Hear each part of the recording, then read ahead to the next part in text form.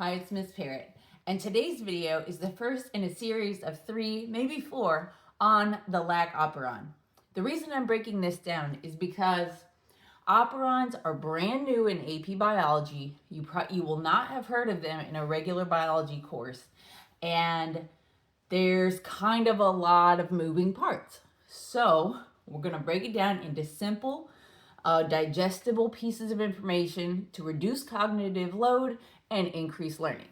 So, the Lac Operon is one of the most tested examples of prokaryotic gene regulation in all of AP Bio. So, today we're going to be focusing just on the structure. The next video will be on function. The video after that will be on how it's going to show up on the exam. But first we got to understand what we're looking at so we know how it works, and then we can learn what happens if different parts get broken and figure that out and answer those kinds of questions on the AP exam.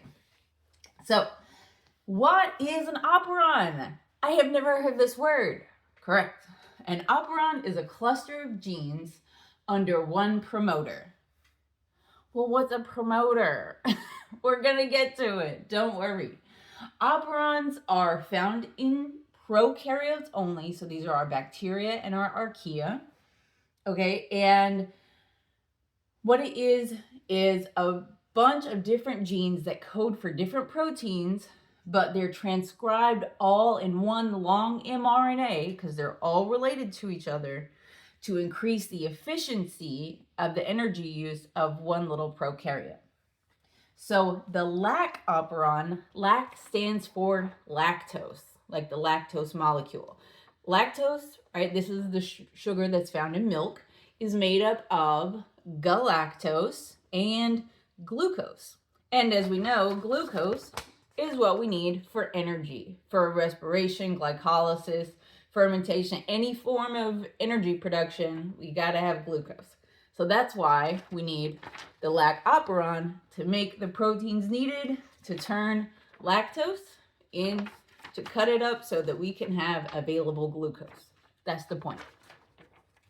Now, we're going to go through what each site is, but the 3 proteins, the 3 genes that code for the 3 proteins that are being made here are lacZ, that's the gene that codes for the production of beta-galactosidase. So that's the actual enzyme scissors that come through and cut this lactose into its 2 parts. Then we have lacY, that's the gene that codes for the protein lactose permease, which is a membrane protein that's going to go embed itself into the cell membrane on the outside of the prokaryote to let more lactose come in. And then there's lacA, and it codes for transacetylase, which basically detoxifies the byproducts of lactose metabolism. So these are the genes. This is what we're making. Now let's figure out all the other parts. Because yes, it's not as simple as just old transcription and translation. So the question, why do bacteria group genes into operons? Efficiency is the main reason. They're tiny, unicellular organisms. They don't have a bunch of extra energy to throw around. They want to conserve that energy and be able to rapidly respond to the changes in their environment. So the bacteria that have the Lac Operon are E. coli, and they live in guts, just like your guts and my guts. So we have bacteria doing this in our guts as we speak. So if lactose is, again, that's like, so I drink a cup of milk, lactose is present in my guts now. If lactose is present, then the bacteria, the E. coli in my guts, will make the lac proteins, and that uses energy. But if lactose is absent, so if I haven't drank any milk, then lactose is absent, there's no reason to be making proteins to break it down if it's not even there. So the bacteria will not make the lac proteins, and in doing so, save energy.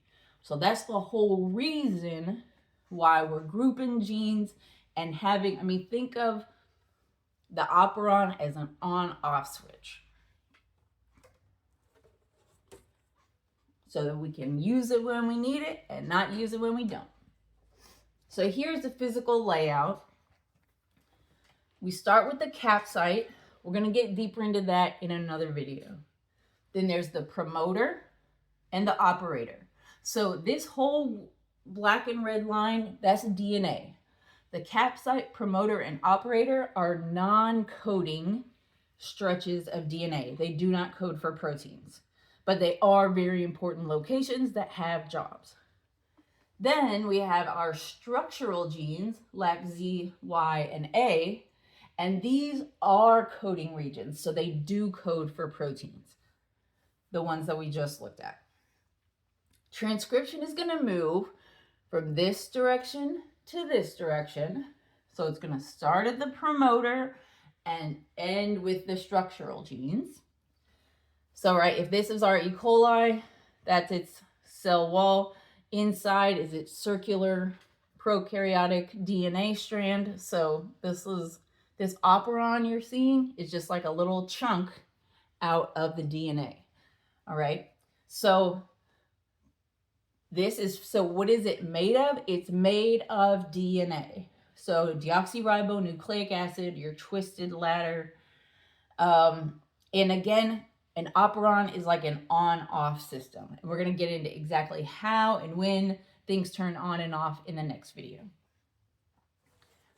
But for now, let's start at the promoter. Why are we not starting at the cap site? Because it's a little complicated and it's more than we need to know for right now. But remember, an operon is a set of genes that all fall under one promoter. So we're going to start with the promoter. The promoter is a DNA sequence. So again, a stretch of non-coding DNA. RNA polymerase, that's our enzyme whose job it is to unwind the DNA and then come in and add new RNA, like to make a copy of it, is going to bind at the promoter. So that binds here.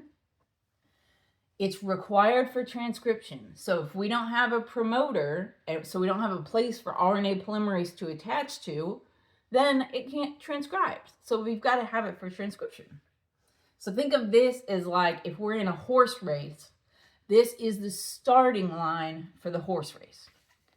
But does a horse race just have a starting line? No, it has a starting gate. And that's what the operator is. So after the promoter is another non-coding region called the operator. It's our regulatory gate. So our RNA polymerase lines up at the promoter.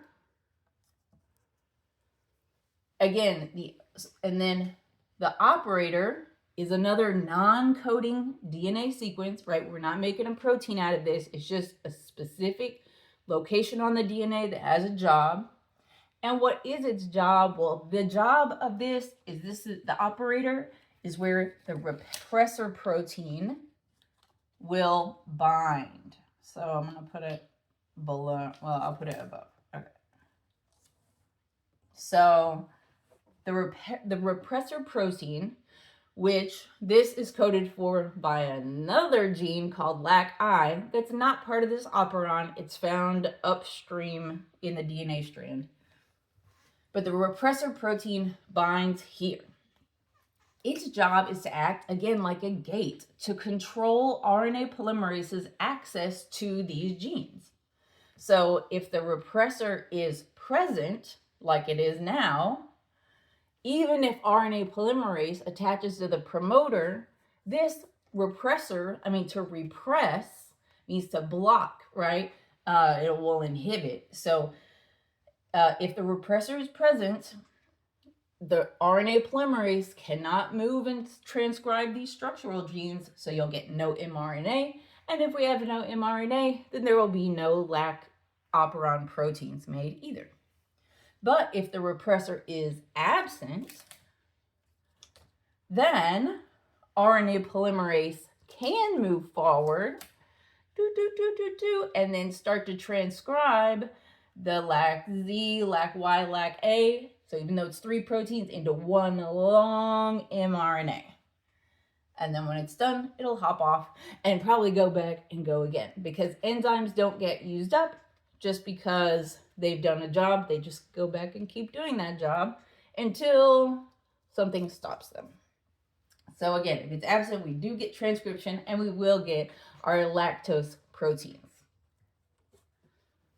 All right. The next section are the structural genes, lacZ, lacY, and lacA. These are the genes that actually result in the output. These are our coding regions. They code for the production of proteins. So again, you do not, for the sake of AP Bio, have to know what each gene codes for, but I just want to make it clear, like, you're not going to have to memorize beta-galactosidase. Now, might you see that word? Maybe.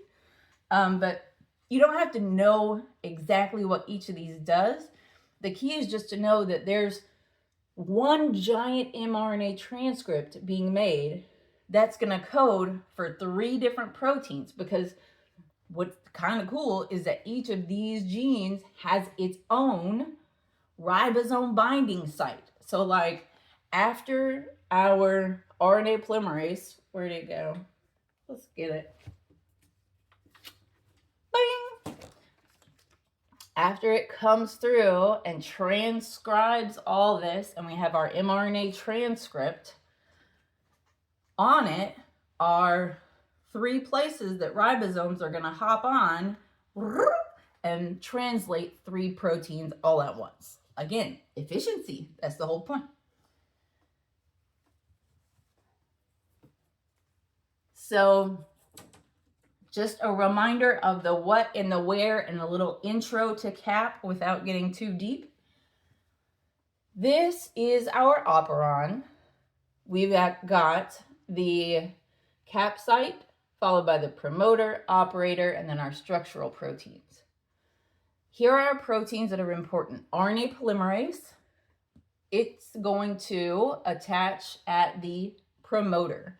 Again, that's a piece of DNA that RNA polymerase attaches to. Promoter polymerase, promoter polymerase. This P can help remind you what's the job of the promoter. The repressor protein attaches to the operator. The operator, again, is like the gate. And so it can attach there or detach there depending on the presence of lactose. Then we have a non-coding region called the CAP site. That's here at the beginning.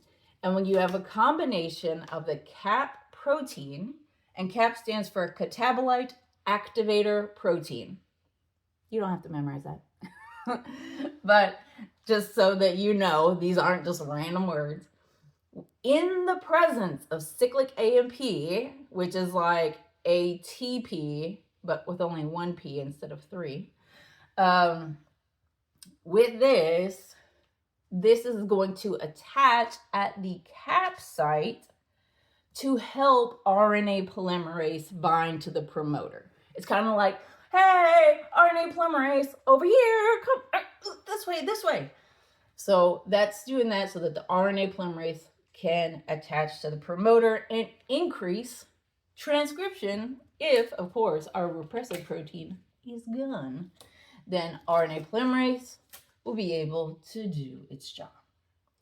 Coming next in the series, again, we're going to get into the function. So when is this on? When is this off? How does the repressor work? We're going to figure all that out in the next video. So if you found this video helpful, please remember to give it a like, subscribe to my channel for the rest in this series, along with all kinds of other videos helpful for AP biochemistry and all sorts of other subjects. Leave a comment, question, or an emoji down below. And if you're a teacher, please do check out my Teachers Pay Teachers store, Know and Grow with Gnomes. keep learning, keep growing, and we'll see you next time.